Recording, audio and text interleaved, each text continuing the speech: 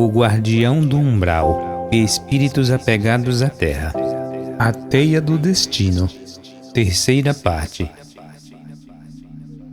Enquanto estivermos estudando este livro, A Teia do Destino, será conveniente dedicarmos alguma atenção ao misterioso guardião do umbral, geralmente tão mal compreendido. Nossas investigações sobre as vidas passadas de um grupo de pessoas que solicitaram auxílio de nossa fraternidade para assim a chamada obsessão, vieram provar que suas aflições são devidas a uma fase que equivocadamente foi chamada por investigadores anteriores de o guardião do umbral.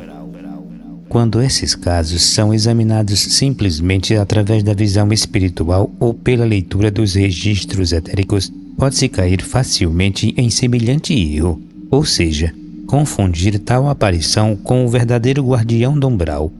Porém, assim que analisamos estes casos nos registros imperecíveis que se encontram na região das forças arquetípicas, o assunto se esclarece imediatamente, e as conclusões tiradas destas investigações podem ser resumidas assim. No momento da morte, quando o átomo semente que contém todas as experiências da vida que acaba de findar é rompido pelo coração, o espírito abandona o corpo físico, levando consigo os veículos mais sutis. Flutua então sobre o corpo denso que dizemos estar morto por um espaço de tempo que varia de algumas horas até 3 dias e meio. O fator determinante desta variação de tempo é o vigor do corpo vital, veículo que constitui o corpo-alma de que fala a Bíblia.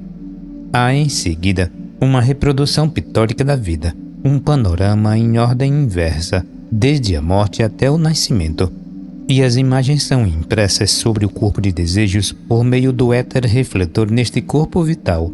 Nesta ocasião, a consciência do espírito se concentra no corpo vital, ou pelo menos deveria ser assim, e por isso nada sente deste processo.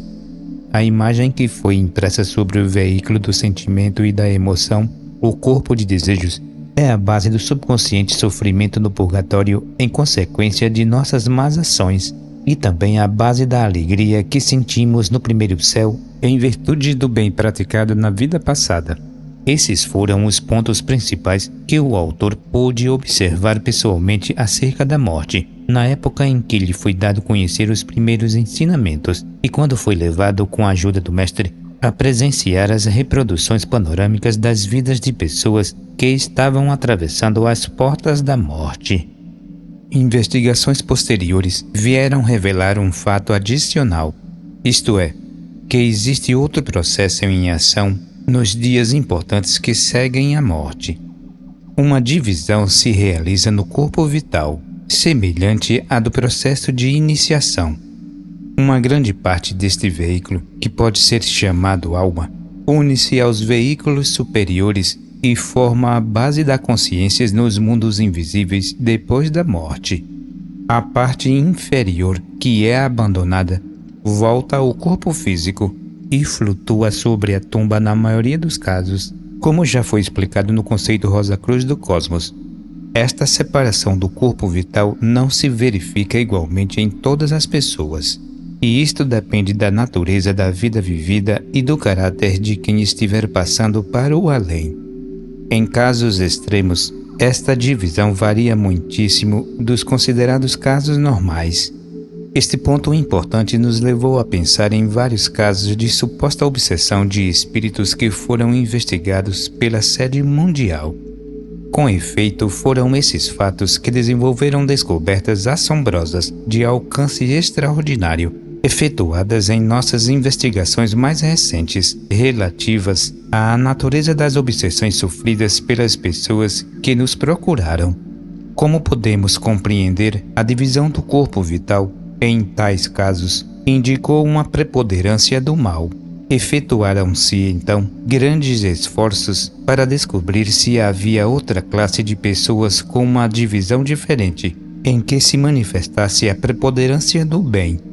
Foi uma grande satisfação reconhecer que assim acontece, e, depois de analisarmos os casos descobertos e confrontá-los uns com os outros, podemos fazer uma descrição correta das condições observadas e suas razões. o corpo vital procura sempre construir o corpo físico, ao passo que os nossos desejos e emoções destroem-no. E a luta entre o corpo vital e o corpo de desejos que produz a consciência no mundo físico e que endurece os tecidos, de modo que o corpo tenro da criança vai se endurecendo com os anos, cada vez mais rígido, e encolhe na velhice, seguindo-se a morte. A moralidade ou imoralidade dos nossos desejos e emoções atuam de maneira semelhante sobre o corpo vital. Quando a devoção aos ideais elevados é a mola principal de ação, e a natureza devocional pode manifestar-se durante anos, livre e continuamente, e, sobretudo, acompanhada dos exercícios científicos indicados aos probacionistas da Fraternidade Rosa Cruz, há uma diminuição gradual da quantidade dos éteres químicos e de vida à medida que os apetites animais desaparecem, e manifesta-se um aumento progressivo dos éteres luminoso e refletor. Como consequência, a saúde física não é tão robusta entre os que seguem um caminho superior, como entre aqueles em que a satisfação das paixões inferiores atraem os éteres químicos e o de vida, com exclusão parcial ou total dos éteres superiores, conforme a extensão e a natureza dos vícios. Daí surgem consequências muito importantes relacionadas com a morte.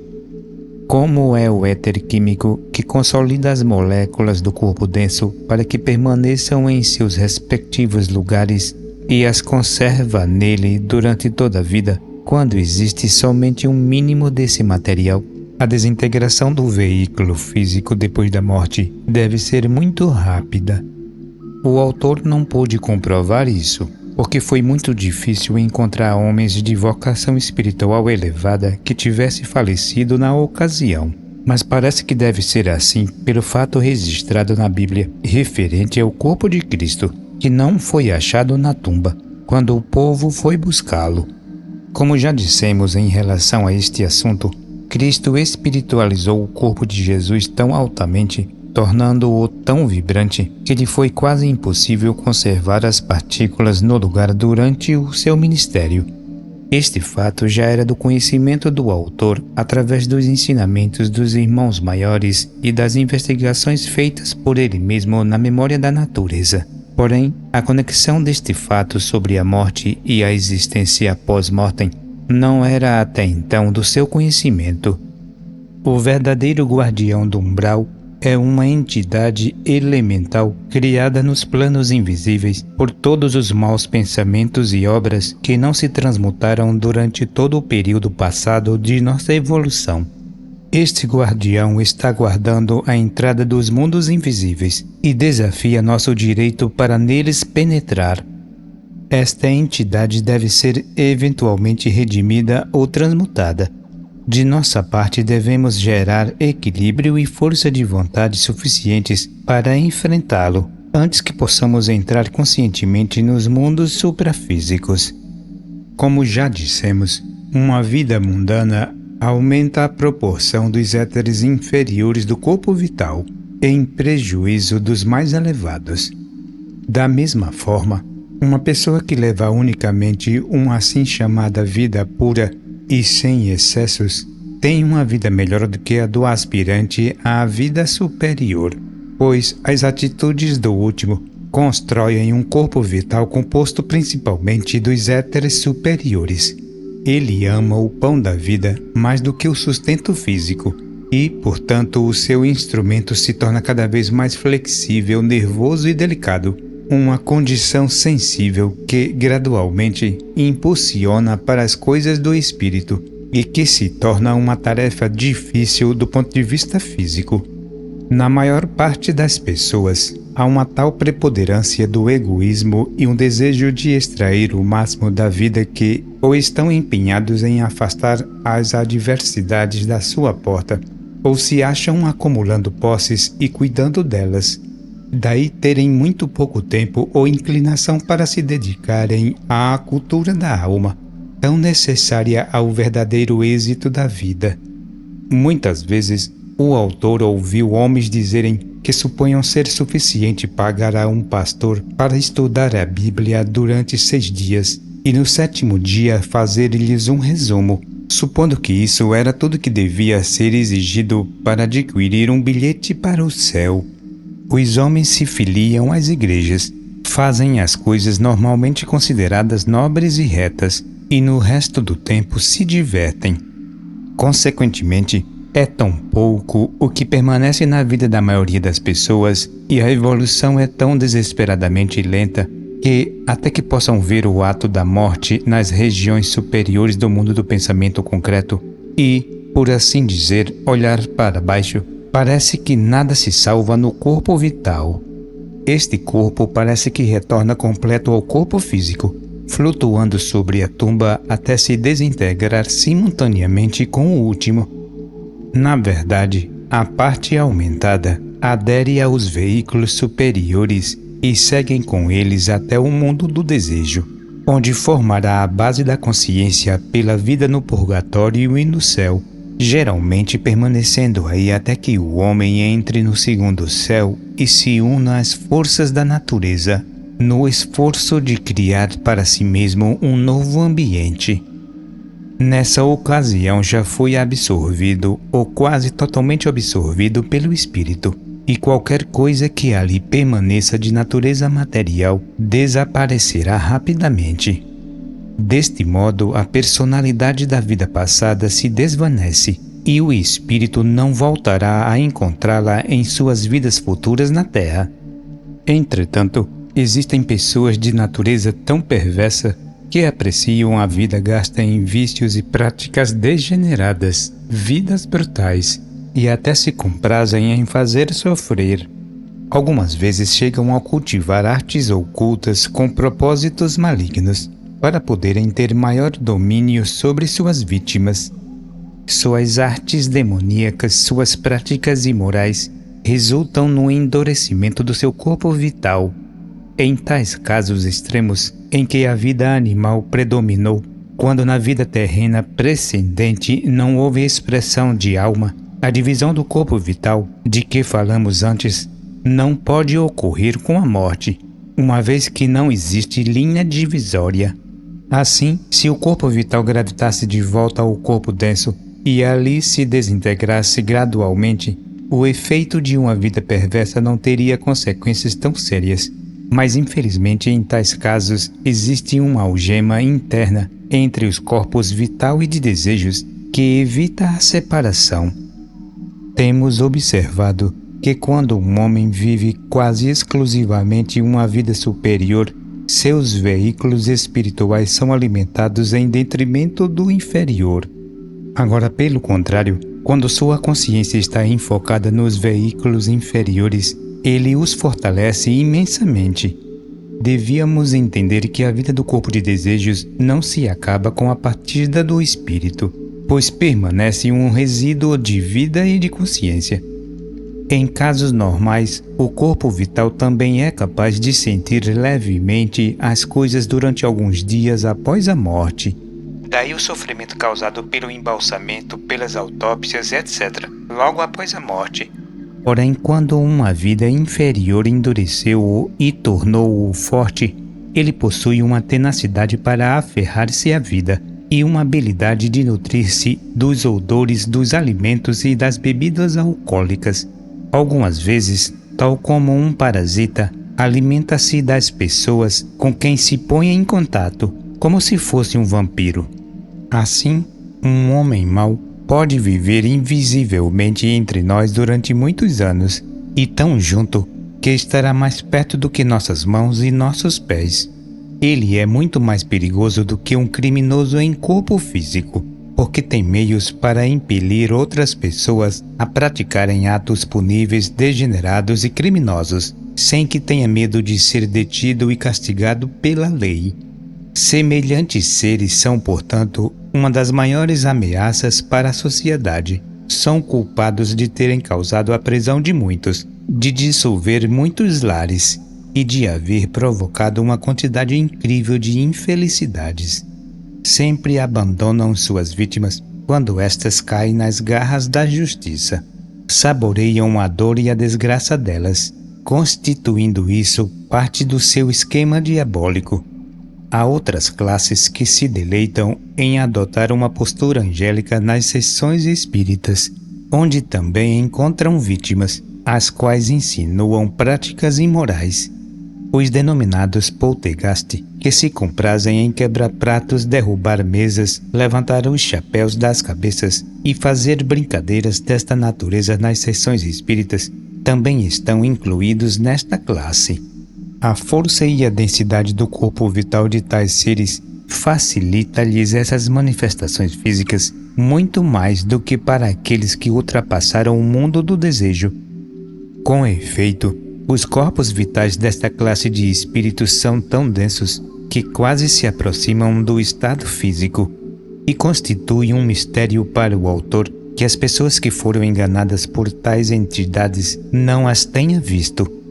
Se pudessem ver seus rostos perversos e assustadores, a ilusão de que fossem anjos logo se dissiparia. Existe ainda outra classe de espírito que pertencem a esta mesma categoria e que se apegam às pessoas que procuram desenvolvimento espiritual fora da linha espiritualista. Mediante a sugestão de serem mestres individuais, dão às suas vítimas uma série de ensinamentos tolos e sem sentidos. Jogam com a credulidade de suas vítimas de uma maneira incrível e, mesmo que guardem suas intenções secretas durante anos, algum dia se mostrarão com sua verdadeira aparência. Por conseguinte, nunca será demais repetir que não devemos aceitar de ninguém, seja visível ou invisível, ensinamentos que não se amoldem, ainda que no grau mais sutil, à nossa mais elevada concepção de ética. É muito perigoso confiarmos em pessoas deste mundo e dar-lhes nossa total confiança. Sabemos disto por experiência e procuramos agir de acordo com os nossos princípios. Portanto, devemos ser mais cuidadosos quando a questão se refere aos assuntos da alma e não confiar tão importante matéria, como é o nosso bem-estar espiritual, às mãos de alguém que não podemos ver ou julgar. Há muitos espíritos que não têm aptidão para fazer grande mal às suas vítimas, contentando-se em rondá-las durante anos, sem resultados particularmente nefastos. Contudo, a autoconfiança é a virtude essencial que devemos cultivar deste estágio de nossa evolução. A máxima mística, se és Cristo, ajuda-te, deve ressoar constantemente nos ouvidos daqueles que desejam encontrar e seguir o verdadeiro caminho. Por isso, devemos conduzir sempre a nossa vida, sem medo e sem ajuda de qualquer espírito. Quando se busca o passado na memória da natureza, é espantoso encontrar-se o quanto tem prevalecido através de séculos e de milênios esta ligação dos corpos vital e de desejos. Compreendemos de forma abstrata que quanto mais regredimos na história dos homens, mais selvagens os encontramos. Entretanto, na própria história atual, a selvageria tem sido tão comum e tão brutal que seu poder tem representado a medida indiscutível do que seja o certo, e essa verificação constitui para o autor uma experiência chocante. Já disse que o egoísmo e o desejo foram decididamente estimulados sob o regime de Jeová para dar incentivo à ação. Isto, com o transcurso do tempo, endureceu de tal modo o corpo de desejos que, quando o advento de Cristo aconteceu, não existia quase a ideia da vida celestial no seio da humanidade daquela época. O autor não havia compreendido o significado desse fato, até que deu início às recentes investigações da teia do destino. Os povos antigos não se contentavam em fazer somente todo o mal possível na vida e seguir adiante. Tinham também de matar seus cavalos de guerra, colocar suas armas em seus esquifes, fazendo tudo para que se conservassem ali, porque o éter desses instrumentos de guerras que lhes havia pertencido durante a vida exerciam uma atração sobre eles e era um meio de mantê-los presos à esfera terrestre. Isso os permitia assombrar, porque, na verdade, Eles vagavam pelos castelos por muitos anos. Estas entidades não pertenciam somente à classe dos ricos ou de guerreiros, mas outras classes também. Em caso de brigas sangrentas, nas quais os homens se matavam uns aos outros, os fantasmas incitavam seus familiares vivos para que os vingassem, permanecendo ao seu lado e ajudando-os a finalizar os efeitos sangrentos. Desta forma, perpetuava-se a maldade e o mundo permanecia em constante agitação com sangue e luta. Esta condição ainda não se dissipou em nossos dias no chamado tempo moderno. Quando morre uma pessoa que manteve em seu coração ódio e maldade, estes sentimentos endurecem o corpo de desejos e vital, convertendo-a numa série de ameaça para a comunidade. Uma pessoa que não tenha podido investigar e comprovar este assunto não pode imaginar o que isto realmente é. Portanto, mesmo que houvessem outras razões, a pena de morte deveria ser abolida para que não se manifestasse sobre a comunidade essas entidades de características tão perigosas, capazes de incitar os homens moralmente fracos a seguir as suas pegadas.